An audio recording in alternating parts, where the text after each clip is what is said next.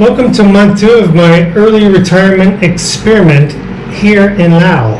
This is the end of my second month. January was the warm-up, and February we're starting to see patterns, or at least the illusions of patterns. I think it's still too early to find the trends and to find the averages, but it's a start, and time will tell. So remember, I'm not trying to live cheap. I'm trying to live well, but within a budget.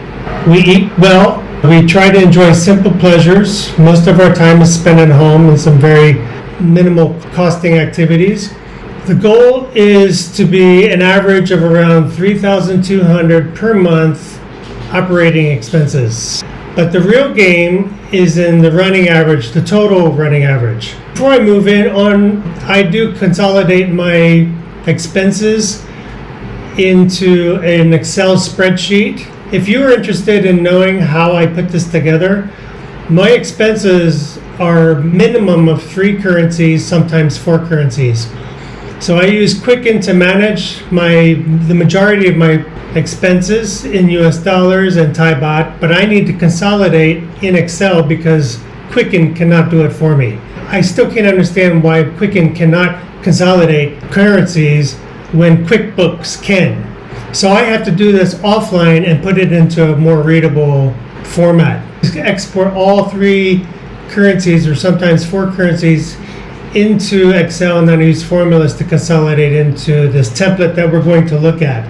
So we're going to start off with income. And one of the other things that I do in my spreadsheet is I group all of my expenses, my line items. I like the minutia, and it's much more interesting. And I update this weekly just to understand the expenses, and so to make me familiar with them. Because if I wait till the end of the month, there might be mistakes that I need to fix, and it takes much longer. It's easier to do it as I go along. So anyway, if you are interested in understanding how I do this, manage multiple currencies, let me know and I'll do a video for that. February, you can see my income. I had $10 in interest earned, and I got cash back of $56. I forgot about this, but I partook in a class action suit against Apple for something that happened, and it just now finally paid out, and I got $14 from it. I don't remember exactly what the action was, but I got $14 from it a couple years later. The $40 of this also is from an investment adjustment that was made to an account I had with Betterment 2 years ago, and they just sent me the adjustment, which was $40. Income for the month was $66. And I got to tell you, this is really hard to look at. The income section is really hard to look at when this is the second month where it's basically zero. That's a hard one to take. So moving on, let me go on to local taxes. This might be interesting for people who are interested in living in Laos or in Southeast Asia. It gives you an idea of what it costs me.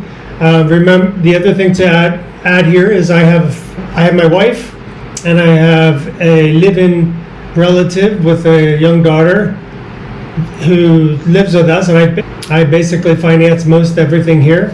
So I'm paying more just for myself. I have a small house that's fully paid for, and so most of these costs are running expenses. Property taxes were $10, and these other taxes are very strange. It's the first time I'm hearing them. Usually when my wife told me about them years ago, I just lumped it together, and they were so small I didn't really pay attention to it, but now I'm paying attention to every little thing. One of the taxes is for the neighborhood party, they call it a basi here. Can be anything, I don't know. We had to pay $22 for that. The other one is very interesting. It's called a death tax. But basically, if someone dies in the neighborhood, the whole neighborhood has to contribute to that person's death. 10,000 keep. The other thing is these are all in US dollars. 10,000 keep is like 50 cents. 9 people died within the past couple months, and we had to pay 90,000 keep, which was about $4. Total was $16 for the last 2 months. And then there was a police tax, $21. So the total tax for the month was $62. Does your country pay this or require this? Very strange. The new car that we bought just 2 months ago, the battery died and we needed a new battery. I won't get into that story because it still pisses me off. We bought it from an agent and they lied to us. I just had a Lao teacher, and during our conversation, she told me Lao people, they lie all the time. They lie to your face. And I've got several instances where they do. And you can see them the next day. One of them is my neighbor. I can see him the next day. And anyway, we bought that car and I asked them if everything was doing it. And we tried to get money back for it. And they said, sorry. I said, but I specifically asked about everything, the fluids, the battery and everything. And you said everything was due. I had to buy a new battery. Thankfully, that's all that needed replaced. Some radiator fluid. So that was a total of $106. No other expenses there for the auto. Well, we hardly use it. We will use it, but fortunately, we're not using much of it. $23, I had to change the oil on my motorbike. Motor fuel costs $9 for the month. That's I'll probably need to fill that soon. So this is $1,500 I had to pay. It was the balance I owed for a financial plan that I'm getting, a retirement financial plan. I'm getting a professional comprehensive plan made for me that was just sent to me yesterday. I will probably do a review of that for you. That cost me a total of $3,000, but I've paid that in 2 installments. This will get deducted at the end of the month out of the running costs. So I will separate all the yearly costs, the one lump sum costs, from the operating costs. $99 was a AAA travel insurance that I pay for annually. It's inexpensive.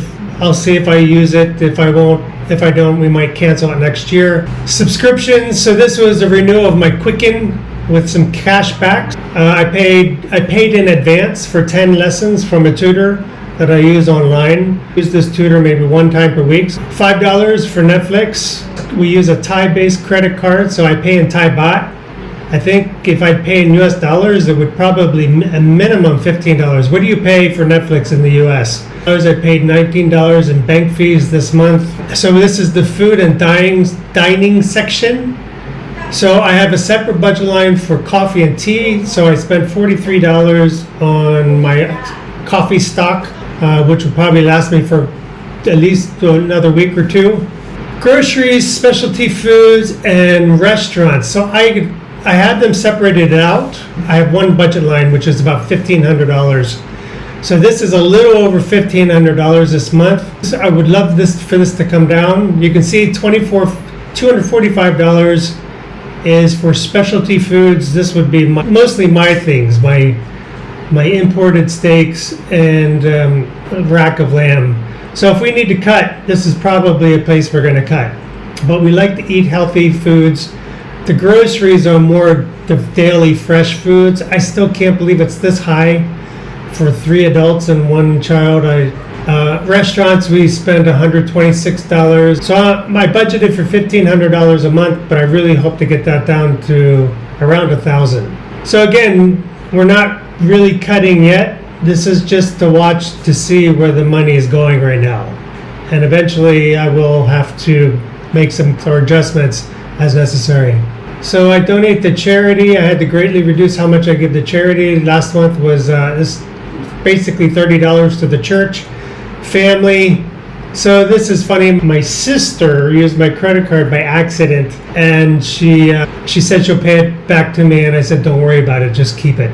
It was $29. My wife's friend, her mother died, and when you're invited to a funeral, you have to give some money. We gave $60 toward the funeral costs. Next section is health and fitness. So supplements. Remember, this isn't the consumption for the month, but this was some stock. We're going to Bangkok next month or next week. I ordered a few things to pick up to bring back with me. So electricity for the month was $34, and this is primarily lights and fans right now.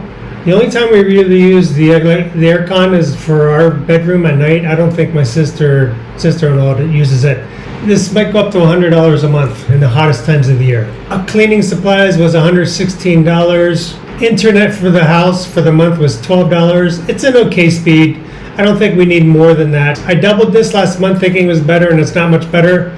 I might even put it back down to the $6 a month just to see to compare again, but it's really very little difference in paying 2 times more for supposedly a better speed. Kitchen supplies were $27. Mobile phones, so I keep an online mobile phone number in the US, and then this was the top up for our phone numbers here in Laos, so that was a total of $28. This is what we pay my sister-in-law to live here at the house and work, basically manage and take care of the house. All the cleaning, she supports with the cooking, so purchasing things, she just takes care of everything. $209 a month. This is probably double what she would make in a restaurant working like a slave and not be with her child. So she gets home and board, all her food's paid for, she gets to be with her baby, and it's very comfortable, it's very safe, and she doesn't need to go anywhere, and it's a win for us.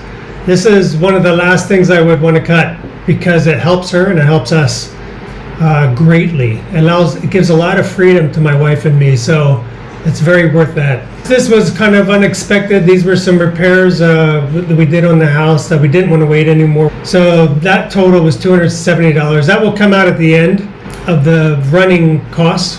So utilities was $8. This is garbage collection. This was actually for 2 months, so it's about $4 per month. This is city water, $2 per month. Pharmacy stuff, medical stuff, I don't know. I don't understand this one. My wife buys a lot of pharmaceuticals. She likes to keep stock on hand. It's come in handy, but I think she kind of overdoes it with some of it.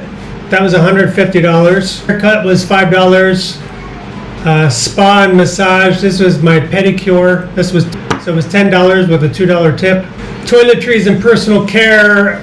This is $5. Pet food and supplies. So this is food for the cats and litter for the cats, and the dogs we make bone soup for them. So that was $119 for the month. I'm glad that's lower this month than the previous month. Pet grooming. We'll get our 2 dogs groomed every 2 months. That was $66. Fortunately, they're not sick. My sick pup, she died back in December, so we don't have those vet bills anymore. Nothing in electronics, nothing in clothing, thank goodness. Here were some one-offs. Well, this was 2 train tickets we bought to go to Bangkok next weekend. My wife needs to go to Bangkok to have her tooth replaced. She had the root canal done last year in December, and now we're going back to have the tooth implant made. That will be on my bill for March. It was bad timing with losing insurance at work. What can you do about a broken tooth? So this is 2 train tickets round trip from Nong Khai to Bangkok. 3-night hotel for $96. So the total, drum roll please, for the month is $5,221. Minus the income for the year was $4,956. So this is significantly higher than what my budgeted average for the month is. But if you take out all the one-time expenses, because the one-time expenses belong to the average for the year. If I don't take them out, they will skew the running operating average, if you know what I mean. So some of these subscriptions are for 12 months. Counting them in the average for the month doesn't make any sense. So I'm taking them out so we have the running average, and this is probably the most important number. So there's a total of $2,185 I'm subtracting from this total net expenses, and for a grand total of $2,837 operating expenses. Yay! When my target average operating expenses is $3,200. So I'm very happy to see that come under. January, February, if you take the total running cost average, it's $3,313 compared to the $3,200 I budgeted. But if you take the total with all the one-offs so far, it's $7,273. But I expect that this is going to come down significantly, or by the end of the year, at the end of 12 months. That's February. 1 month means nothing. 2 months means slightly more than nothing. Remember, this is a long-term experiment. Some months will spike, some months will dip. But what matters is whether the average supports the life we actually want to live. If you enjoy honesty, money breakdowns without the extreme frugal drama, stick around.